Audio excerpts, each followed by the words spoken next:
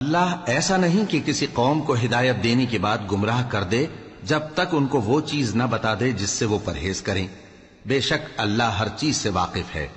اللہ ہی ہے جس کے لیے آسمان اور زمین کی بادشاہت ہے، وہی زندگانی بخشتا اور وہی موت دیتا ہے، اور اللہ کے سوا تمہارا کوئی دوست اور مددگار نہیں ہے۔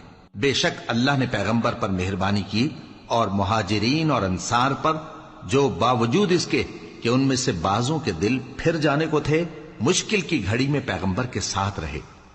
پھر اللہ نے ان پر مہربانی فرمائی، بے شک وہ ان پر نہایت شفقت کرنے والا ہے، بڑا مہربان ہے۔ اور ان تینوں پر بھی جن کا معاملہ ملتوی کیا گیا تھا، یہاں تک کہ جب زمین باوجود فراخی کے ان پر تنگ ہو گئی اور ان کی جانیں بھی ان پر دوبھر ہو گئیں، اور انہوں نے جان لیا کہ اللہ کی گرفت سے بچنے کے لیے کوئی جائے پناہ نہیں مگر اسی کی طرف رجوع کرنا، پھر اللہ نے ان پر مہربانی کی تاکہ توبہ کریں۔ بے شک اللہ توبہ قبول کرنے والا ہے، مہربان ہے۔